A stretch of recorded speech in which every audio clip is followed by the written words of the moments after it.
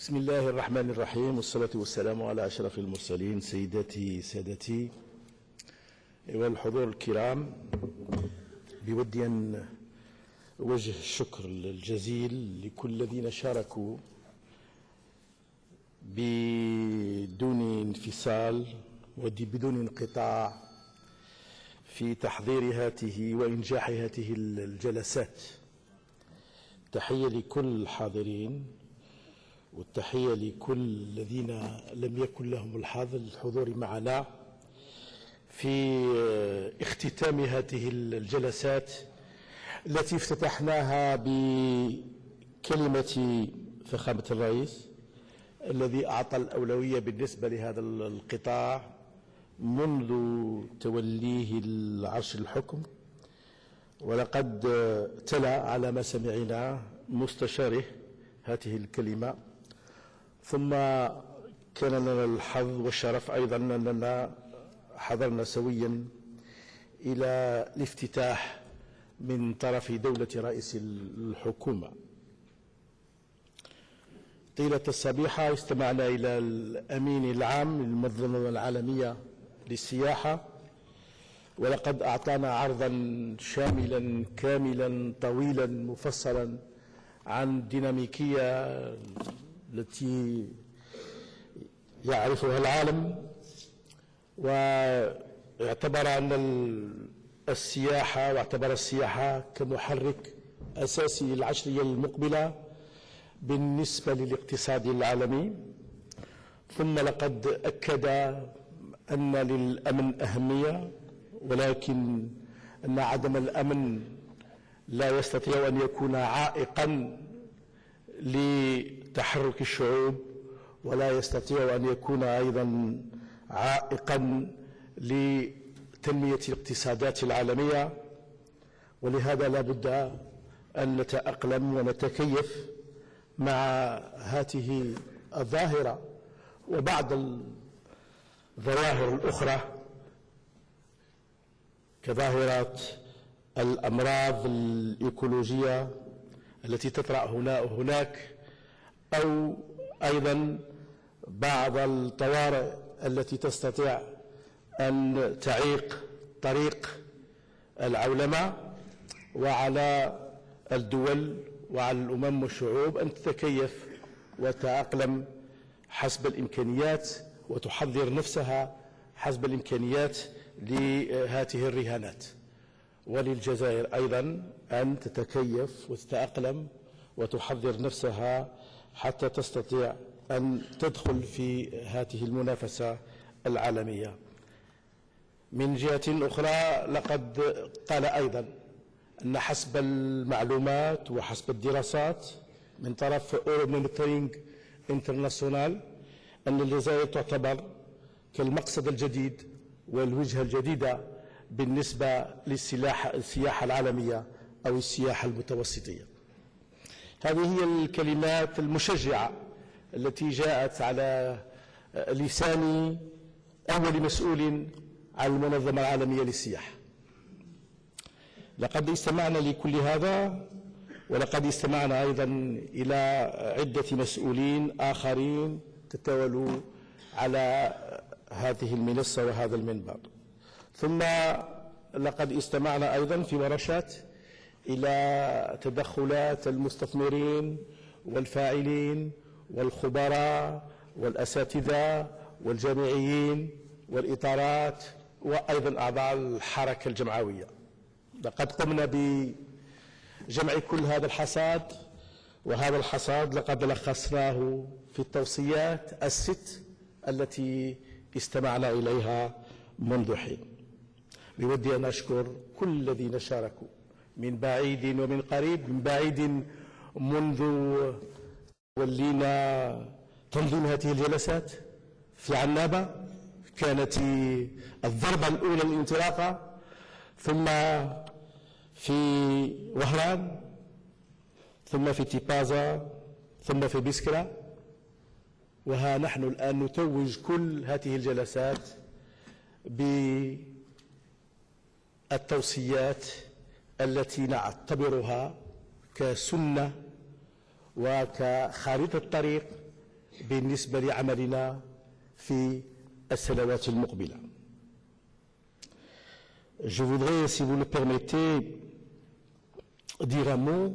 Généralement, à cette heure-ci, après 2 jours de travail lassant, et pour beaucoup de personnes ici, ils sont venus de très loin, généralement, on a une salle clairsemée.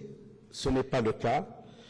Moi, je pense que ni la fatigue, ni la faim n'ont eu raison de vous. Je pense que le désir du tourisme et l'inclination à lancer le tourisme de notre pays a été une motivation essentielle. Et si je dois évaluer l'audimat du tourisme à la fréquentation et la présence, je pense qu'au niveau du scoring, on est à un niveau extrêmement élevé. Je voudrais vous féliciter très sincèrement d'avoir montré réellement votre attachement à la mise en tourisme de l'Algérie. Je voudrais remercier surtout nos invités d'avoir exprimé également leur solidarité et leur soutien et leur support à cette nouvelle politique émergente de l'Algérie. Après des débats extrêmement riches, de très bonnes factures, j'ai pu les apprécier personnellement à travers mes pérégrinations tout au long de ces ateliers. Ces résolutions vont dans le sens du schéma directeur d'aménagement touristique. Il lui donne un nouveau éclairage, lui donne une nouvelle chair, une nouvelle épaisseur, un nouveau souffle. Et ceci ne m'étonne pas parce qu'en fait le schéma directeur est votre produit, c'est votre bébé, c'est fondamentalement votre création. Il faudrait maintenant essayer de le faire grandir, de lui donner de la maturité pour qu'il puisse se mettre dans la cour des grands et opérer dans la cour des grands pour ramener l'Algérie au niveau qui légitimement doit être le sien dans la grande cour méditerranéenne et euro-méditerranéenne.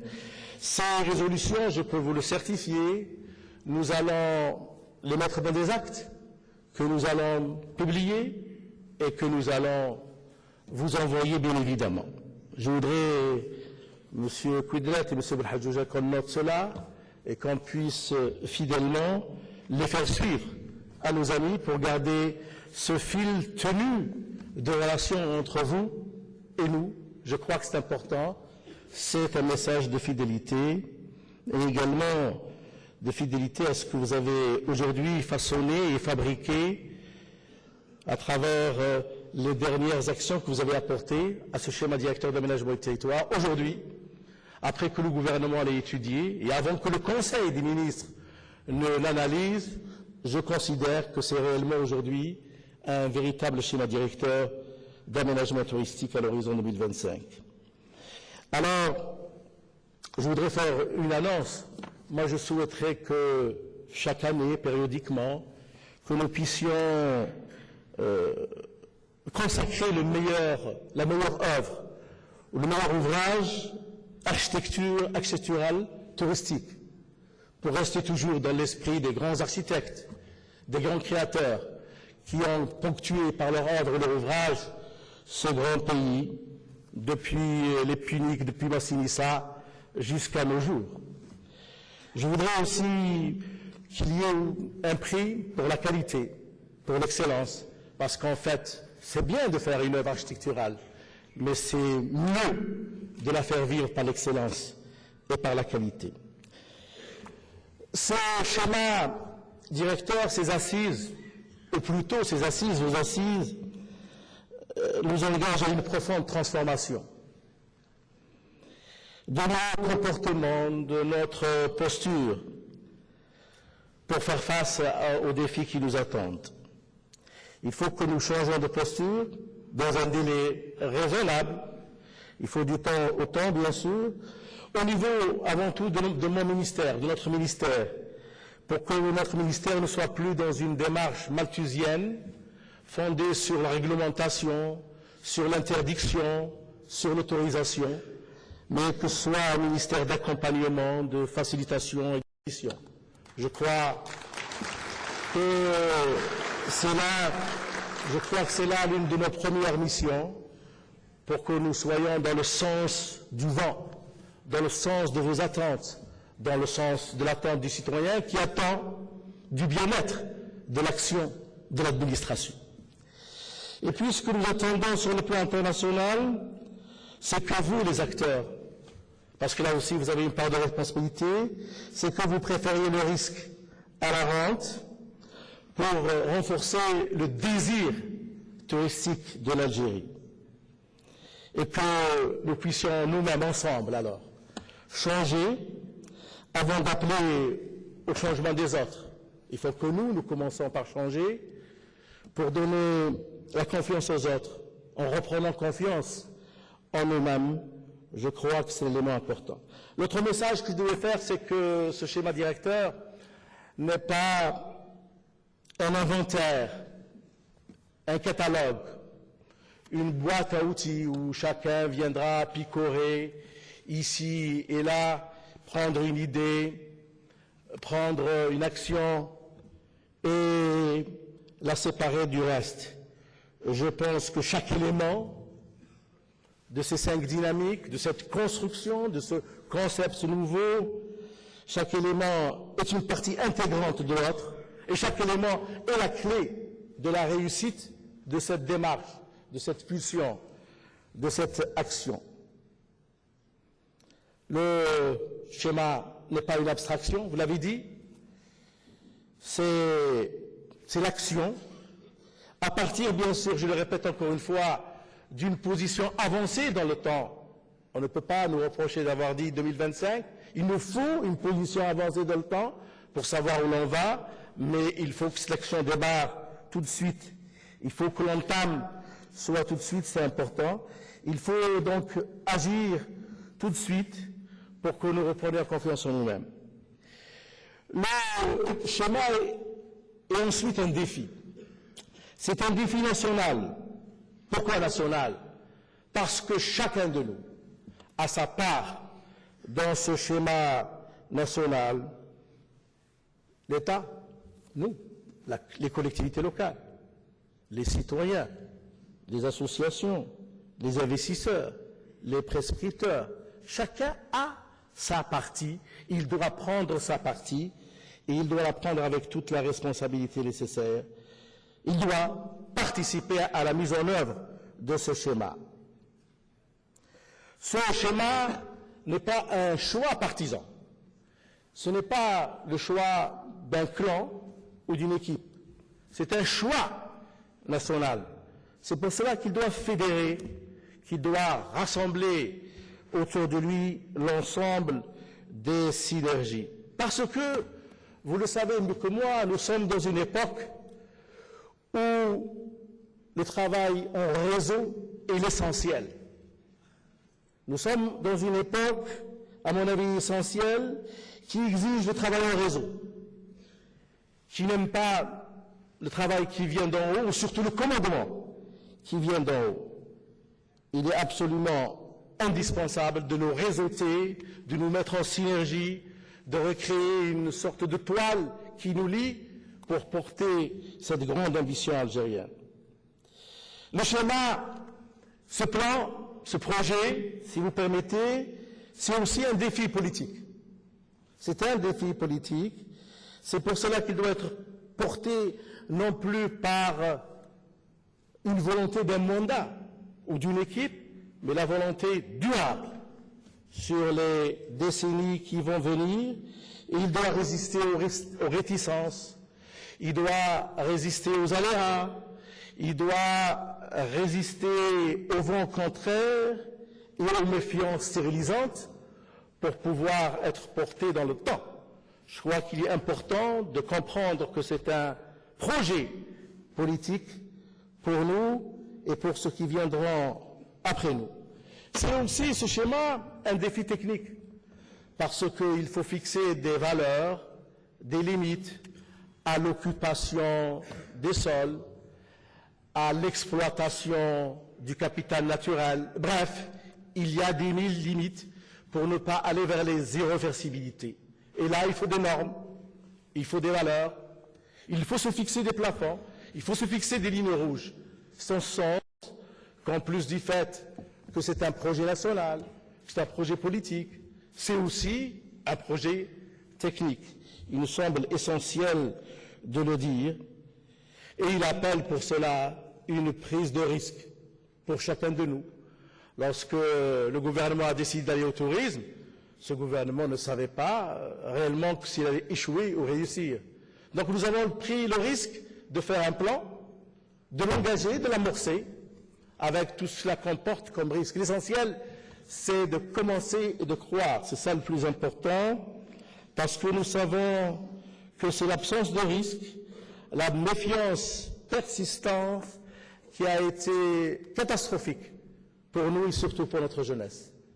Donc, à mon avis, il faut porter ce projet avec beaucoup d'enthousiasme et beaucoup de foi et de credo pour que nous puissions lui donner le maximum de chances pour sa réussite. Alors, pour cela, il faut que nous changions graduellement de posture. L'Algérie change. L'Algérie change devant nos yeux. Il faut que nous changions également avec elle. Ça aussi, c'est une posture politique. Alors, pour cela, la crédibilité ne suffit pas. La foi ne suffit pas. Les engagements ne suffisent pas. Il faut préfigurer, il faut démontrer par l'action, et par le travail, et par l'entame, et par la préfiguration sur le terrain. C'est pour cela que je suis sûr qu'avec vous, aujourd'hui, nous avons tissé un réseau. C'est le premier tissu de ce réseau. Nous l'avons commencé il y a de cela quelques mois, dans les villes que j'ai citées, et aujourd'hui, nous sommes en train d'essaimer, de mettre les fils les uns à côté des autres pour tisser un réseau avec vous, pour démultiplier le travail pédagogique, pour le disséminer encore plus, pour que nous puissions lancer plus loin notre pêche et aller chercher très loin ce que nous voulons. Alors je souhaite que ce réseau que nous sommes en train de tisser ensemble, en Algérie bien sûr, mais par-delà l'Algérie, dans le Maghreb, dans le monde arabe, dans le monde méditerranéen, dans le monde euro-méditerranéen, que l'Algérie s'inscrive dans ce réseau international du tourisme euro-méditerranéen. Il faut que l'Algérie intègre la stratégie des prescripteurs. Il faut que nous soyons présents dans votre conscient, dans votre subconscient, dans votre inconscient, dans votre réseau. Il faudrait que nous nous associons à ce nouvel univers du tourisme moderne et que nous ayons notre place légitime. C'est pour cela que nous considérons que vous êtes pour nous un bon élément d'appel et une porte d'entrée dans le réseau international du tourisme. Nous pensons que cela est un élément important. Mais nous pensons aussi que ce schéma, ce n'est pas un commandement qui vient d'en haut.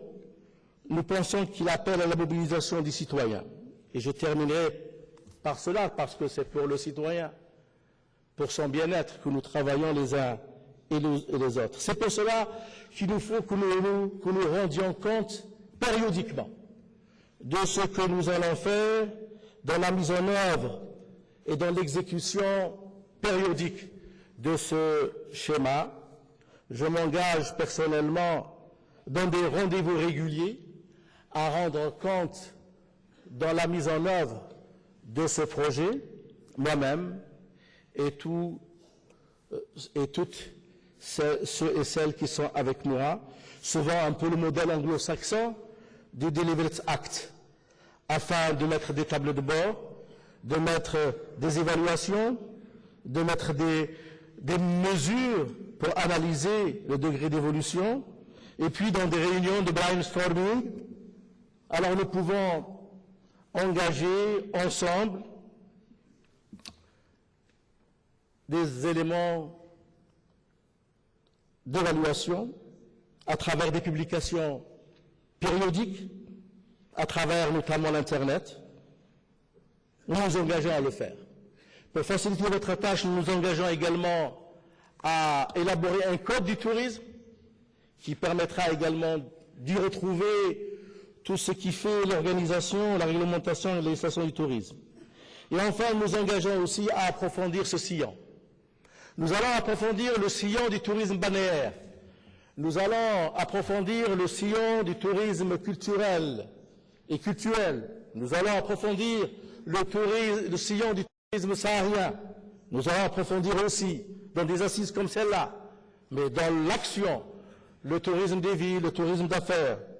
Nous allons mettre des focus pour aller plus loin, sur les résolutions, sur le plan de qualité, sur le plan de destination, sur les villages touristiques, sur les pôles d'excellence, sur le financement, sur le partenariat public et privé. Bref, nous allons continuer plus loin pour que nous puissions donner plus de chair et nous adapter à l'évolution durable du tourisme. En conclusion, je voudrais rendre hommage à tous les professionnels du tourisme, à tous ceux et celles qui ont continué pendant ces années difficiles à croire dans le tourisme algérien et plus largement à croire dans le tourisme mondial. Je voudrais dire que face aux crises récurrentes, sécuritaires, financières, parce qu'elles vous affectent aussi, écologiques. Vous voyez bien qu'il n'y a pas uniquement des crises sécuritaires, qu'il y a des crises écologiques, qu'il y a des crises financières, comme celle du subprime, qui a failli emporter le système financier mondial. Vous, les professionnels du tourisme, vous avez su apporter toujours une flexibilité et surtout des solutions pour rassurer les consommateurs et surtout pour pérenniser cette activité si utile pour vous, mais aussi si utile au bien-être de l'humanité. Je crois que c'est le mot important. Je voudrais pour cela vous rendre un hommage appuyé. Et j'aimerais que vos qualités imminentes de résistant face à ces crises sécuritaires soient aujourd'hui reconnues et surtout applaudies.